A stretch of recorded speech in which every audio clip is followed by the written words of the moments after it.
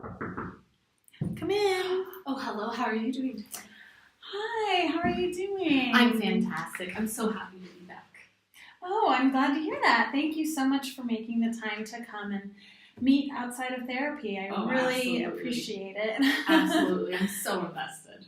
So I just wanted to check in a little bit and find out how you feel like therapy's going so far. I feel like it's going so well. I'm learning so much, and I feel like I know what I'm doing, and I know how to help my son, and I'm so happy to be able to help him and know how to help him and give him the language that he needs. I'm seeing progress all the time.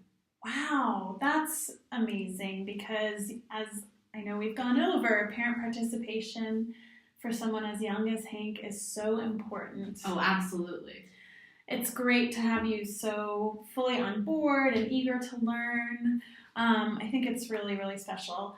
I also want to check in a little bit with you and how you're doing because I want to make sure you know that as your speech therapist, as Hank's speech therapist, I can also be here for you as you're kind of navigating his communication challenges.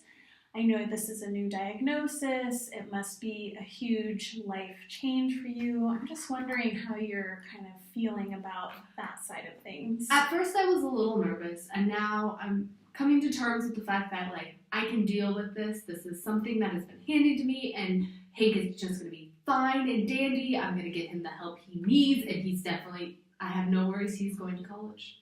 Wow. Oh, so you have really ambitious goals for absolutely. Hank. You want to see him succeed in school. You want to see him go off to college, higher learning. Yes.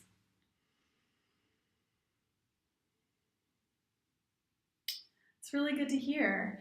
So I wanted to take us a little bit to kind of the here and now in terms of our goals with Hank. I think there's steps that we can take now to kind of to work towards those broader goals, those goals that are farther in the future. Does that sound like something that you can do with me? Oh, absolutely. I am here. I am on board. Whatever Hank needs to succeed. Yeah, so I wanted to talk a little bit about some of the different techniques that we use in therapy. Maybe you can tell me a little bit about kind of how you're navigating the different techniques, which ones might seem easier, which ones seem more difficult for you. I'm really having difficulty at home. I'm noticing I ask him a lot of questions. I'm constantly bombarding him with languages we've worked on, and he's just not answering. And so if I keep asking questions, he'll eventually answer, but it takes a while, and it's a lot of questions, and I don't know which one he's necessarily responding to. Oh, wow. Okay, so it sounds like you really want to expose him to a lot of language. Yes. But it's hard to tell what he's taking in. Yes. Yeah, so I think it's important. I'm glad you mentioned bombardment because I know we talked about that term in terms of language bombardment. I just want to remind you that it's important to remember that bombardment and exposure to a lot of language is only one part of the overall language therapy. Oh, really? Yeah, I mean, I think one thing we have to remember about Hank is I noticed during the assessment that his processing time is a little bit slower than maybe yours or mine, for example. And so when we do give him language, he has to take a little more time to process and understand that language. Mm-hmm. And so I just wanted to make sure that we're giving him that time. Okay. So I just wanted to talk to you about the technique of kind of wait time and giving time.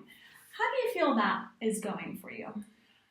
I'm sure I could do better. I think I'm fantastic as always, but as we're talking about it, I'm kind of noticing that maybe I do need to pause a little more and let him process that question that I asked. I know it's really tempting to, and with good reason, to want to just fill him up with language, just always exposing him. I think it's really important to remember that he has to have time to absorb it as well. So I thought we could do a little exercise with this, and I wanted to ask you, imagine that we're here playing with Hank, and I'm blowing bubbles with him like we do, and you're contributing some language to describe what's happening, as we talked about parallel talk and self-talk. So on a scale of 1 to 10, if 10 is very easy and 1 is very hard, how easy do you think it would be to leave 30 seconds in between every sentence that you say?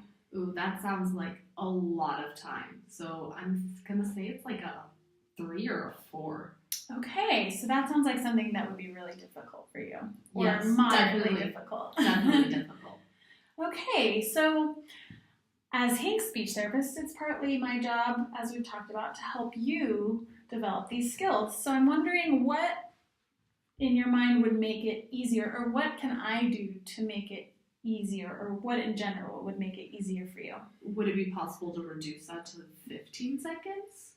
Sure, absolutely. And the 30 seconds is a little bit of a hypothetical, but I did actually want to try sort of a little role playing right now with you and kind of see like what it feels like to actually wait 30 whole seconds. Or let's try with 15 to start, because I think you're right. I think that would sounds like you're feeling really confident about your Oh, definitely. presentation. Absolutely confident. I am doing great. I am going to fix his problem.